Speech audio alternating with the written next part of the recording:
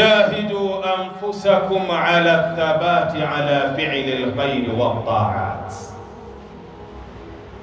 pindeni nafsi zenu, lazimisheni nafsi zenu juu ya kuwa na msimamo katika kuyafanya ya kheri baada ya Ramadhan, katika kufanya ibada mbalimbali baada ya Ramadhan, wa tarki dhunubi wasayyiat, na vile vile tuweze kupambana na nafsi zetu juu ya kuyaacha yale madhambi na kuyaacha yale makosa.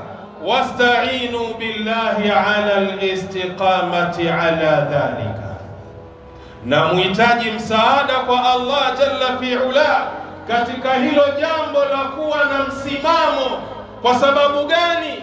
Jambo hilo halipo katika ujanja na uwezo wetu, lipo katika mikono ya Allah jalla fi'ala. Kwa hiyo tujitahidi katika kumlilia Allah na kuomba msaada kwa Allah ili aweze kutupa thabat na msimamo baada ya hii Ramadhani kuondoka, maadumtum ala kaidil hayati, maadamu bado muko katika maisha ya duniani. Fa inna amala almu'min, hakika amali ya muislam, hakika amali ya mu'min la yantahi hatta almamati, haiwezi kumalizika mpaka aweze kufikwa na kifo, aweze kufikiwa na mauti. Hapo ndiyo ibada imesimama, ndugu yangu katika imani. Yule ambaye anayekufa huwa habari yake tayari imekwisha, kila kitu cha duniani amekihama. Ndio Mtume sallallahu alayhi wasallam anasema, idha mata al-insanu, pindi anapokufa huyu mwanadamu, inqata'a amaluhu illa min thalathin, hukatika amali zake zote isipokuwa mambo matatu peke yake. Mimi na wewe wakati ule tumekufa, wakati ule ndugu yangu katika imani, unaoshwa hali ya kuwa alikuwa unaoga mwenyewe, unavishwa sanda hali ya kuwa alikuwa unavaa nguo mwenyewe, unabeba unapelekwa kaburini wakati alikuwa unatembea mwenyewe kwa miguu. Wakati ule umekufa ndugu yangu katika imani, habari zako zote zimeisha isipokuwa mambo matatu peke yake.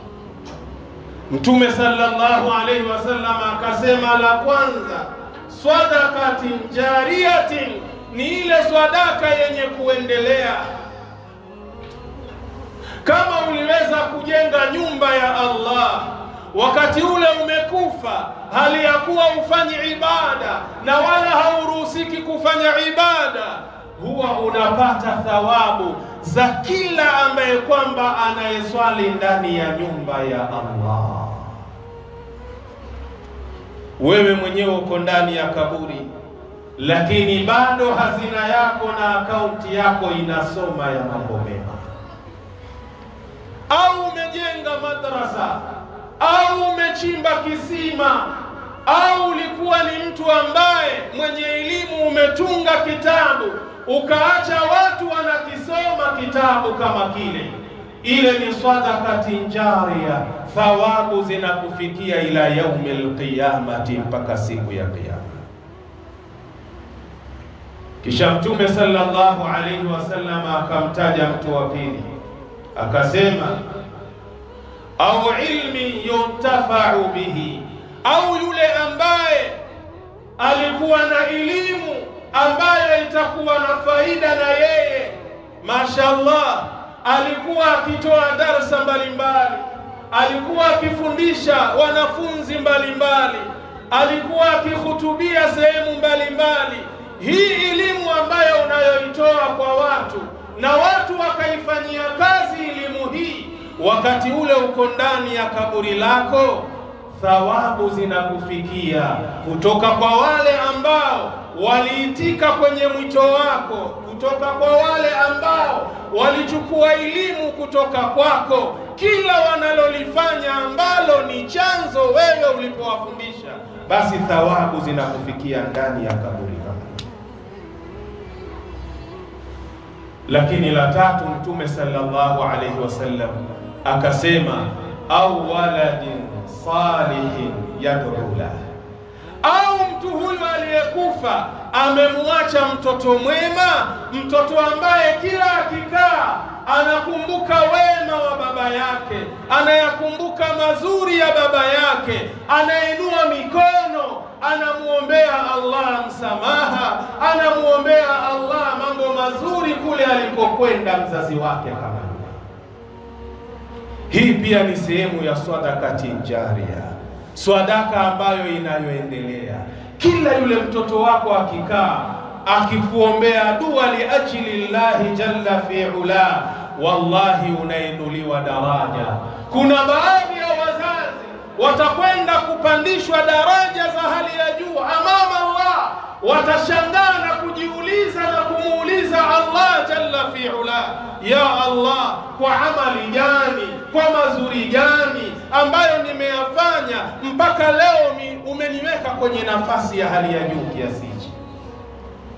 Allah atamwambia, hii ni kupitia ule msamaha na dua ya mtoto wako mwema uliyemwacha duniani. Kwa hiyo ndugu yangu katika imani, mimi na wewe hatutakiwi kuihama nyumba ya Allah. Mimi na wewe hatutakiwi kuyaacha matendo mema mpaka wakati ule roho zetu zinatoka. Hapo ndipo unapoacha mambo yaliyokuwa mema. Qala jalla wa ala fi kitabi, Allah amesema kwenye kitabu chake, wa'bud rabbaka hatta ya'tiyaka al-yaqin. Muhammad, muabudu Mola wako mlezi mpaka pale ambapo kifo kitakufikia wewe. Huyu ni Mtume sallallahu alayhi wasallam, anaambiwa na Allah jalla fi'ala asimame imara, aweze kumwabudu yeye mpaka pale mauti yanapomkuta au kumfikia. Je, mimi na wewe tunatakiwa tufanye nini? Na ili hali tumeuacha msikiti, tumeukimbia msikiti, ni kama kwamba tuna 100% ibada zetu na saumu zetu ambazo tumezitekeleza ndani ya mwezi wa Ramadhan, ya kwamba Mwenyezi Mungu ametukubalia 100%. Wakati masahaba ridwanullahi alaihim walikuwa wakilia kabla ya Ramadhan, miezi 6 wanamuomba Allah awafikishe Ramadhan. Wakati masahaba ridwanullahi alaihim inapomalizika Ramadhan, wanamuomba na kumlilia Allah awape istiqama na wajibiwe amali zao ambazo wamezifanya ndani ya mwezi wa Ramadhani. Na hawa masahaba ni wale ambao Mwenyezi Mungu aliposema radhiyallahu anhum wa radu anhu, Allah amekuwa radhi nao na wao wamekuwa radhi na Allah. Wewe ni wapi umekuwa radhi na Allah mpaka leo Ramadhani imemalizika, ndugu yangu, wa uhama na kuukimbia msikiti? Kaangalia surati al-Hijr aya nambari 99, wa bi'sal 'abdu man ya'budu rabbahu fi Ramadhan. Na ni kiumbe kibaya kilioje kile ambacho kwamba huwa kinamwabudu Mwenyezi Mungu ndani ya mwezi wa Ramadhani. Ramadhani inapoingia, wallah, kabla ya adhana unamshuhudia yuko ndani ya msikiti anaswali zile sunanur rawatib, unamshuhudia analeta adhkar, unamshuhudia anasoma Qur'an, unamshuhudia anaomba dua mbalimbali. Lakini ngoja Ramadhani inapokuwa imetoka, thumma idha kharaja, kisha inapotoka hiyo Ramadhani, istafqala bil ibadati, anakuwa mzito katika kufanya zile ibada. Leo tumekuja msikitini, ni wangapi tumewaacha nje wako maskani, na Ramadhani tulikuwa ndani ya nyumba ya ibada pamoja nao.